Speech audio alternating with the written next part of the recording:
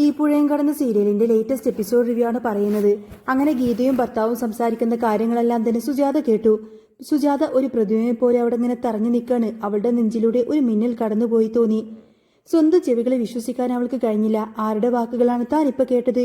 ജീവന് തുല്യ സ്നേഹിച്ച, സ്വർണവും പണവും വാരി കോരിക്കൊടുത്ത് താൻ വളർത്തിയെടുത്ത സ്വന്തം മകൾ ഗീതയുടെയും അവളുടെ ഭർത്താവിന്റെ ദാസേട്ടന്റെയും വാക്കുകൾ. അവളെ കൊന്നിട്ടാണെങ്കിലും ആ സ്വത്തുക്കൾ നമുക്ക് സ്വന്തമാക്കണം. ദാസേട്ടന്റെ വാക്കുകൾ ഇപ്പോഴും ആ മുറിക്കുള്ളിൽ മാറ്റൊലിയുള്ളതുപോലെ തന്നെ സുജാതക്ക് തോന്നി. വിനീതിനെയും ഗംഗയെയും ആട്ടി പുറത്താക്കുമ്പോൾ തന്റെ മകൾ ഗീതയാണ് എല്ലാമെന്ന് സുജാത വിശ്വസിച്ചു. ചക്കരെ തേനെ എന്നൊക്കെ വിളിച്ച് തന്റെ ചുറ്റും പറ്റി നടന്നവൾ ഇപ്പോൾ തന്റെ ജീവനെടുക്കാൻ തക്ക പാർത്ത് നടക്കുകയാണ് എന്ന സത്യം ഉൾക്കൊള്ളാനാവാതെ സുജാതയുടെ മാതൃഹൃദയത്തിന് കഴിഞ്ഞില്ല. പാമ്പിനാണല്ലോ താൻ ഇത്രയും കാലം പാല് കൊടുത്തത്. ആ ചിന്ത അവളുടെ കണ്ണുകളിൽ നിന്നും ചൂടുകണ്ണീരായി ഒഴുകി. അപ്പോഴാണ് മദ്യപിച്ച് ലക്കുകെട്ട് കാലുകൾ ഇങ്ങനെ വേച്ച് ദാസൻ അങ്ങോട്ടേക്ക് കടന്നു വരുന്നത്. അവന്റെ കണ്ണുകൾ ചുവന്നു കലങ്ങിയിരുന്നു. ചുണ്ടുകളിൽ വല്ലാത്ത പരിഹാസ ചിരിയുണ്ടായിരുന്നു. മദ്യത്തിന്റെ രൂക്ഷഗന്ധം ആ മുറിയിലാകെ പരന്നു. സുജാതയുടെ ഉള്ളിലെ സങ്കടം പെട്ടെന്ന് രോഷമായി മാറി. ഇനി ഒരു നിമിഷം പോലും ഇവരെ ഈ വീട്ടിൽ വെച്ച് പൊറിപ്പിക്കരുത്. അവൾ ദേഷ്യം കൊണ്ട് വിറക്കുന്ന ശബ്ദത്തിൽ പറഞ്ഞു. ഇറങ്ങിപ്പോവണം. ഒന്നിനെയും ഇനി എന്റെ വീട്ടിൽ കണ്ടുപോകരുത്. നേരം വെളുക്കുമ്പോഴേക്കും പെട്ടിയും പ്രമാണമെടുത്ത് നീ നിന്റെ വീട്ടിലേക്ക് പോയിക്കൊള്ളണം ദാസാ. 10 ലക്ഷം രൂപയും 35 പവൻ സ്വർണവും തന്ന് നിന്നെ ഞാൻ എന്റെ മോളെ ഏൽപ്പിച്ചതാണ്. ഇവിടെ വന്ന് നെഞ്ചത്ത് കയറിയിട്ട് നിൽക്കാനൊന്നും വേണ്ടിയിട്ടല്ല. ഇറങ്ങിപ്പോടാ എന്റെ വീട്ടിൽ നിന്ന്. ദാസൻ നിന്നൊളിഞ്ഞു. പിന്നെ ക്രൂരമായി ഒന്ന് ചിരിച്ചു. അവൻ സുജാതയുടെ അടുത്തേക്ക് ചുവടുകൾ വെച്ചു. ദേ തള്ളെ, ഒരു കാര്യം ഞാൻ പറഞ്ഞേക്കാം. അങ്ങനെ എങ്ങ് ഇറങ്ങിപ്പോകാനായിട്ട് ദാസൻ ഉദ്ദേശിച്ചിട്ടില്ല. ഞാനിങ്ങോട്ടേക്ക് വന്നിട്ടുണ്ടെങ്കിൽ ഇവിടെ നിന്ന് എങ്ങനെ പോകണമെന്നൊക്കെ എനിക്ക് നല്ലതുപോലെ അറിയാം. ഇത് എന്റെ വീടാ. സുജാത അലറി. ഇത് നിനക്ക് താമസിക്കാനുള്ള വീടല്ല. ഇവിടെ ആരൊക്കെ താമസിക്കണം, ആരൊക്കെ പുറത്താക്കണമെന്ന് ഞാൻ തീരുമാനിക്കും. അത് വെറുതെയാണ് തള്ളേ. ദാസൻ പല്ലിറുമ്പി. അതിന് നീ ജീവനോടെ വേണ്ടേ? നീ ജീവിച്ചിരുന്നാലല്ലേ ഈ വീട്ടിൽ നിന്നും ആര് കഴിയണമെന്ന് നീ തീരുമാനിക്കുള്ളൂ. അപ്പോഴേക്കും ശബ്ദം കേട്ട് അകത്തു നിന്ന് ഗീത ഓടി വന്നു. മക്കളെ കണ്ടപ്പോൾ സുജാതയുടെ ഹൃദയത്തിൽ ഒരു നേരിയ പ്രതീക്ഷയുണ്ടായി. സ്വന്തം അമ്മയെ കൊല്ലുമെന്ന് പറഞ്ഞ ഭർത്താവിനെ അവൾ തടയുമെന്നവൾ കരുതി. എന്നാൽ ഗീതയുടെ മുഖത്ത് യാതൊരുവിധ ഭാവവ്യത്യാസവും ഉണ്ടായിരുന്നില്ല. എന്താ ദാസേട്ടാ ഇത്? ഒച്ച വെക്കാതെ സമാധാനത്തിൽ കാര്യം പറ. ഗീത ശാന്തമായി പറഞ്ഞു. ഇനി ഒരു സമാധാനവുമില്ലടി. ദാസൻ അലറി. ഇവിടെ തീർത്തിട്ടാണെങ്കിലും ശരി, ആ സ്വത്തുക്കൾ ഞാൻ കൈക്കലാക്കും. അല്ലാതെ ഇവിടെ വന്ന് ഇവളെ കെട്ടിപ്പിടിച്ചുകൊണ്ട് കിടക്കാനൊന്നും എനിക്ക് സമയമില്ല. തന്റെ മുന്നിൽ നിൽക്കുന്ന ഗീതയെ സുജാത നടുക്കത്തോടെ നോക്കി. സ്വന്തം അമ്മയെ കൊന്ന് സ്വത്തുക്കൾ അപഹരിക്കാൻ ഭർത്താവിനൊപ്പം നിൽക്കുമ്പോൾ സുജാതയുടെ ശബ്ദം വിറച്ചു. ദേ ദാസ, മര്യാദക്ക് പറഞ്ഞാൽ മര്യാദ, അല്ലെങ്കിൽ രാത്രി നിന്നെ രണ്ടും കൂടി ഇവിടെ നിന്നും ഇറങ്ങിപ്പോയിക്കൊള്ളണം. ഹോ, അത്രക്കായോ നീ ഞങ്ങൾ ഇറക്കി വിടാനൊക്കെ? ദാസൻ പെട്ടെന്ന് തിരിഞ്ഞ് ഇറയത്തേക്ക് പോയി. അവിടെ മൂലക്കിരുന്ന ഒരു വെട്ടുകത്തി അവൻ വലിച്ചെടുത്തു. തുരുമ്പെടുത്ത ആ ഇരുമ്പിന്റെ തിളക്കം സുജാതയുടെ കണ്ണുകളിൽ ഭയമായി മാറി. അപ്പോ നിന്നെ ഞാൻ കാണിച്ചു തരാമടി. ഇപ്പൊ നിന്നെ ഞാൻ വെട്ടിക്കൊല്ലും. ദാസൻ വെട്ടുകത്തിയുമായി സുജാതയുടെ നേർക്ക് പാഞ്ഞെടുത്തു. ഗീത പേരിൽ അവനെ തടയാൻ ശ്രമിച്ചു. എന്താ ദാസേട്ടായതെന്ന്? എന്താ ദാസേട്ടായത്? ഇതെന്ത് പരിപാടിയാ? വിടടി എന്നെ. ദാസേട്ടൻ അവളെ തട്ടിമാറ്റി മുന്നോട്ട് കുതിച്ചു. മരണഭയം സുജാതയെ വിഴുങ്ങി. ഇവൻ തന്നെ വെട്ടിക്കൊല്ലും. ഈ സ്വന്തം മകൾ അതിന് സാക്ഷിയായി നോക്കി നിൽക്കും. ഇനി ഇവിടെ നിന്ന് തന്റെ ജീവൻ ബാക്കിയുണ്ടാവില്ല എന്ന് സുജാതക്ക് ഉറപ്പായി. ഒരു നിമിഷം പോലും പാഴാക്കാതെ അവൾ തിരിഞ്ഞോടി. ടീപ്പോയുടെ മുകളിലിരുന്ന് തന്റെ മൊബൈൽ ഫോൺ മാത്രം കയ്യിലെടുത്തുകൊണ്ട് അവൾ മുൻവാതിൽ തുറന്നു ഇരുട്ടത്തേക്ക് പോയി. വിശാലമായ മുറ്റത്തേക്ക് പ്രാണഭയത്തോടെ അവൾ ഓടി. അതേസമയം നഗരത്തിന്റെ മറ്റൊരു കോണിൽ വിജനമായ റോഡിലൂടെ ഒരു കാറ് നീങ്ങുകയായിരുന്നു. വിനീതും ഗംഗയും ഇക്കയും ബേബി ചേട്ടനുമായിരുന്നു അതിലുണ്ടായിരുന്നത്. സ്വന്തം വീട്ടിൽ നിന്നും അമ്മ ആട്ടിയിറക്കിയതിന്റെ വേദന വിനീതിന്റെ മുഖത്ത് ഇപ്പോഴുമുണ്ട്. ഗംഗയുടെ മുഖം വിളറി വെളുത്തു. ഗർഭിണിയായ അവൾക്ക് ആ യാത്ര വലിയ ബുദ്ധിമുട്ടുകൾ ഉണ്ടാക്കിയിരുന്നു.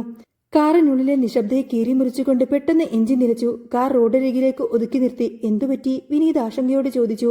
അറിയില്ല വിനീതെ, കാർ നിന്നതാണ്, സ്റ്റാർട്ടാവുന്നില്ല, ഡ്രൈവർ പറഞ്ഞു. എല്ലാവരും പുറത്തേക്കിറങ്ങി. രാത്രിയുടെ തണുപ്പും കൂരിരുട്ടും അവരെ കൂടുതൽ ഭയപ്പെടുത്തി. ബേബി ചേട്ടൻ നല്ല മദ്യരഹരിയിലായിരുന്നു. ഇടയ്ക്കിടെ അദ്ദേഹം കാറിന് മുഖത്തേക്ക് തലയിട്ട് ഛർദ്ദിക്കാൻ ശ്രമിക്കുന്നത് ഗംഗക്ക് വല്ലാത്ത അസ്വസ്ഥതയുണ്ടാക്കി. ആ ഗന്ധവും യാത്രയുടെ ക്ഷീണവും അവളെ കലകറക്കി. പുറത്തിറങ്ങി തണുത്ത കാറ്റേറ്റപ്പോഴാണ് അവൾക്ക് അല്പം ആശ്വാസമായത്. നമുക്കിവിടെ നിന്ന് വല്ല ഓട്ടോറിക്ഷയും കിട്ടുമോ എന്ന് നോക്കാം, ഇക്ക പറഞ്ഞു. കാറ് കേടായി വഴിയിൽ കിടക്കുമ്പോൾ ഓട്ടോ വിളിച്ചു പോയിട്ട് കാര്യമുണ്ടോ ഇക്ക? ഈ കാർ അവിടെ കൊണ്ട് എത്തിക്കേണ്ടേ? വിനീത് ചോദിച്ചു. ഡ്രൈവർ ടോർച്ചടിച്ച് അടിയിലേക്ക് നോക്കി.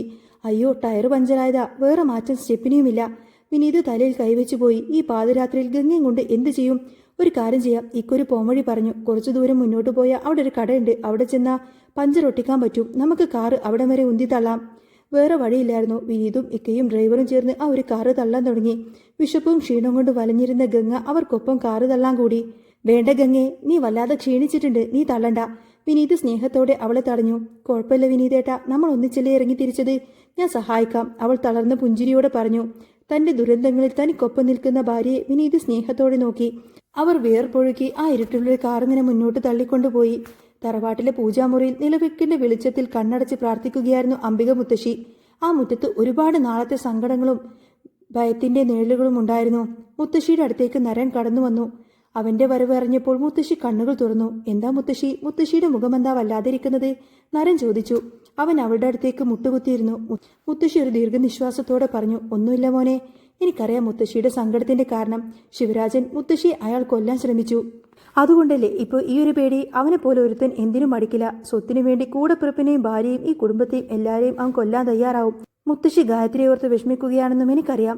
നിന്റെ ശബ്ദത്തിൽ ഗാംഭീര്യവും പകയും നിറഞ്ഞു നിന്നിരുന്നു. അവൻ തുടർന്നു.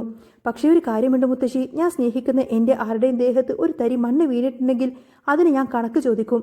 നിങ്ങളാരെങ്കിലും എന്തെങ്കിലും ചെയ്യാൻ ഞാൻ ജീവനോടെ ഇരിക്കുമ്പോൾ സമ്മതിക്കുന്നുവെന്ന് തോന്നുന്നുണ്ടോ? അതൊക്കെ അയാളുടെ വ്യാമോഹം മാത്രമാണ്. എടാ മോനെ വേണ്ട. മുത്തശ്ശി പരിഭ്രമത്തോടെ അവന്റെ കൈകൾ പിടിച്ചു. നമ്മളായിട്ട് ഇനിയൊരു പ്രശ്നത്തിന് പോവണ്ട. അയാൾ ഇനിയും വരും ഇങ്ങോട്ടേക്ക്. അയാളുടെ കണ്ണ് ഇനി സ്വത്തിലേക്കല്ലേ.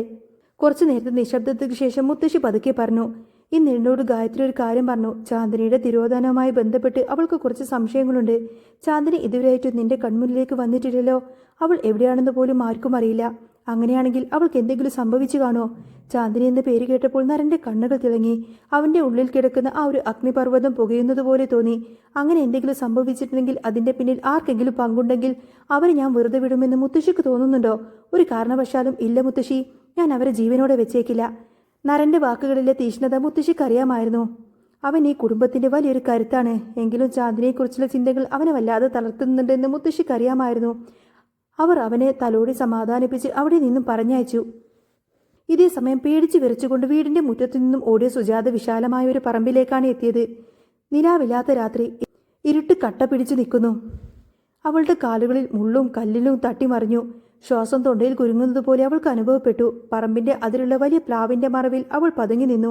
അവളുടെ ഹൃദയം പെരുമ്പറ കൊട്ടുന്നത് പോലെ മിടിക്കുന്നുണ്ടായിരുന്നു. പിന്നിൽ ദാസന്റെ അട്ടഹാസം കേൾക്കാം. എവിടെ വിളിച്ചാലും നിന്നെ ഞാൻ കണ്ടുപിടിക്കുമെടി തള്ളേ. ഇന്ന് നീ എന്റെ വെട്ടേറ്റ് വീഴും. കാറ്റിൽ ആ വാക്കുകൾ കേട്ടപ്പോൾ സുജാതയുടെ ചോരയുറഞ്ഞതുപോലെ തോന്നി. എന്തു ചെയ്യണം? ആരെ വിളിക്കണം? പെട്ടെന്ന് അവളുടെ മനസ്സിലേക്ക് വന്നത് വിനീതിന്റെ മുഖമാണ്. താൻ പടിയടച്ച് പിണ്ടം വെച്ച സ്വന്തം മകൻ. അവൾ വിറക്കുന്ന കൈകളോടെ മൊബൈൽ ഫോൺ എടുത്തു. സ്ക്രീനിലെ വെളിച്ചം പുറത്തേക്ക് വരാതിരിക്കാൻ വേണ്ടിയിട്ട് അവൾ ഡ്രസ്സ് കൊണ്ട് ഫോൺ ഇങ്ങനെ മറച്ചു പിടിച്ചു. കോണ്ടാക്റ്റുകളിൽ നിന്ന് വിനീതിന്റെ നമ്പർ അവൾ ഡയൽ ചെയ്തു. അതേസമയം വിയർപ്പിൽ കുളിച്ച് കാറ് തള്ളുകയായിരുന്നു വിനീത്. ഫോൺ ശബ്ദിക്കുന്നത് അവൻ അറിഞ്ഞു. എടാ വണ്ടി തള്ളടാ, ഇക്ക വിളിച്ചു പറഞ്ഞു. അതെ, അമ്മ വിളിക്കുന്നുണ്ട്, ഞാനൊന്ന് ഫോൺ എടുക്കട്ടെ. വിനീത് കാറ് തള്ളുന്നത് നിർത്തി ഫോൺ എടുത്തു. ഗംഗയും ആശ്ചര്യത്തോടെ അവനെ നോക്കി. തങ്ങളെ വീട്ടിൽ നിന്നും പുറത്താക്കിയ അമ്മ എന്തിനായിരിക്കും ഈ പാതിരാത്രിയിൽ വിളിക്കുന്നത്? വിനീത് കോളെടുത്തപ്പോൾ മറുതലക്കൽ സുജാതയുടെ നെഞ്ചു പൊട്ടിയുള്ള കരച്ചിലായിരുന്നു. എടാ മോനെ വിനീതേ. വിനീത് ഞെട്ടിപ്പോയി. അമ്മയുടെ ശബ്ദം ഇത്രത്തോളം ഇടേറിയിരിക്കുന്നത് അവൻ ഇന്നുവരെ കേട്ടിട്ടില്ല. എന്താ അമ്മേ കാര്യം? അവൻ പരിഭ്രമത്തോടെ ചോദിച്ചു. എടാ മോനെ, ഞാൻ പറമ്പിൽ ഒളിച്ചു നിൽക്കുവാണ്. ആ ദാസൻ അവൻ എൻ്റെ പുറകെ വെട്ടുകത്തിയുമായി വരുന്നുണ്ടടാ. എന്നെ വെട്ടിക്കൊല്ലുമെന്നൊക്കെ പറഞ്ഞുകൊണ്ട് അവൻ എൻ്റെ പിന്നാലെ ഉണ്ട്. സ്വത്തുക്കളൊക്കെ അവൻ എഴുതി കൊടുക്കണമത്രേ. ഇല്ലെങ്കിൽ എന്നെ കൊല്ലുമെന്നാ പറഞ്ഞിരിക്കുന്നത്. സുജാതയുടെ വാക്കുകൾ ഭയം കൊണ്ട് മുറിഞ്ഞുപോയി. വിനീതിനെ അത് കേട്ട് വിശ്വസിക്കാൻ കഴിഞ്ഞില്ല. തൻ്റെ അമ്മയെ കൊല്ലാൻ ദാസൻ ശ്രമിക്കുവോ? അപ്പോഴേക്കും ഫോണിലൂടെ ദാസന്റെ അലർച്ച അവൻ വ്യക്തമായി കേട്ടു. എവിടെയാടി നീയ്? സുജാത ഒരു നിലവിളിയോടെ ഫോണങ്ങ് കട്ടാക്കി. അമ്മേ അമ്മേ, വിനീത് ഫോണിലൂടെ അലറി. അവൻ ഒരു ഭ്രാന്തനെ പോലെ ഇക്കക്ക് നേരെ തിരിഞ്ഞു. ഇക്ക, ഒരു വലിയ പ്രശ്നമുണ്ട്. അമ്മ അപകടത്തിലാണ്. ദാസൻ അമ്മയെ കൊല്ലാൻ നോക്കുന്നു. ഗംഗയും ഇത് കേട്ട് ഞെട്ടിപ്പോയി. തങ്ങളോട് ഇത്രമാത്രം ക്രൂരത കാണിച്ചിട്ടും ആ അമ്മ ഒരു അപകടം വന്നപ്പോൾ വിനീതിന്റെ കണ്ണുകൾ നിറയുന്ന ആ ഒരു ഭയം അവൾ കണ്ടു. നമുക്ക് വേഗം പോവാമിക്ക, വിനീത് പറഞ്ഞു.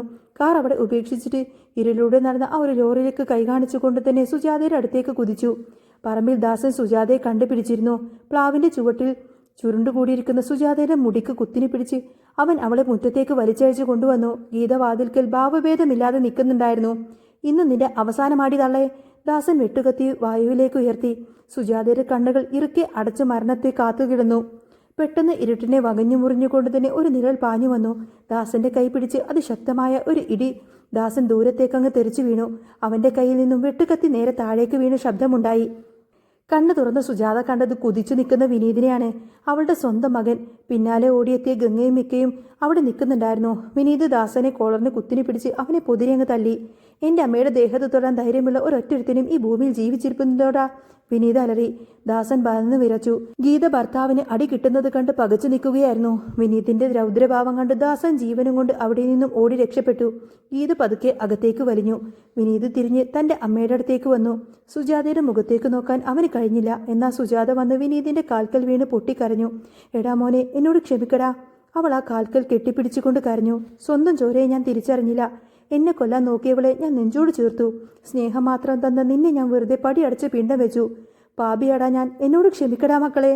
വിനീതിന്റെ കണ്ണുകൾ നിറഞ്ഞു. അവൻ പതിയെ അമ്മയെ പിടിച്ചെഴുന്നേൽപ്പിച്ചു. ഗംഗ ഓടിവന്ന് സുജാതയെ ചേർത്ത് പിടിച്ചു. യാതൊരു പരാതിയുമില്ലാതെ തന്നെ ആശ്വസിപ്പിക്കുന്ന ഗംഗയെ കണ്ടപ്പോൾ സുജാതയ്ക്ക് തന്റെ തെറ്റുകളുടെ ആഴം പൂർണ്ണമായും മനസ്സിലായി. ജീവിതം നൽകിയ വലിയൊരു തിരിച്ചറിവായിരുന്നു അത്. താൻ വലിച്ചെറിഞ്ഞ മകൻ മാത്രമാണ് അവസാനം തനിക്ക് തുണയായത് എന്ന് സുജാത മനസ്സിലാക്കി. സ്നേഹത്തിന്റെയും പശ്ചാത്താപത്തിന്റെയും കണ്ണുനീരിൽ കുതിർന്ന ആ രാത്രി ഒരു പുതിയ തുടക്കത്തിന്റെ പ്രഭാതത്തിലേക്ക് വഴിമാറുകയായിരുന്നു. വിനീതിനെയും ഗംഗയെയും ഇനി ഒരിക്കലും തന്നിൽ നിന്നും അകറ്റില്ല എന്ന ഉറച്ച തീരുമാനത്തോടെ സുജാത അവരെ തന്റെ നെഞ്ചോട് ചേർത്ത് പിടിച്ചു. ആ വലിയ വീടിന്റെ ഇരുട്ടമുറികളിലേക്ക് ഇപ്പോൾ സ്നേഹത്തിന്റെ പ്രകാശം വീണൊഴുകി കഴിഞ്ഞിരുന്നു. അങ്ങനെ ഈ പുഴയും കടന്ന സീരിയലിൽ ഇനി വരാൻ പോകുന്ന നല്ല സൂപ്പർ അടിപൊളി ത്രില്ലിംഗ് എപ്പിസോഡുകളൊക്കെ തന്നെയാണ്. നിങ്ങൾക്ക് ഈ ഒരു ചാനൽ ഇഷ്ടമാവുകയാണെങ്കിൽ സബ്സ്ക്രൈബ് ചെയ്യാനും സപ്പോർട്ട് ചെയ്യാനും മറക്കല്ലേട്ടോ. നെക്സ്റ്റ് വീഡിയോ ഉടനെ വരാം. ബൈ.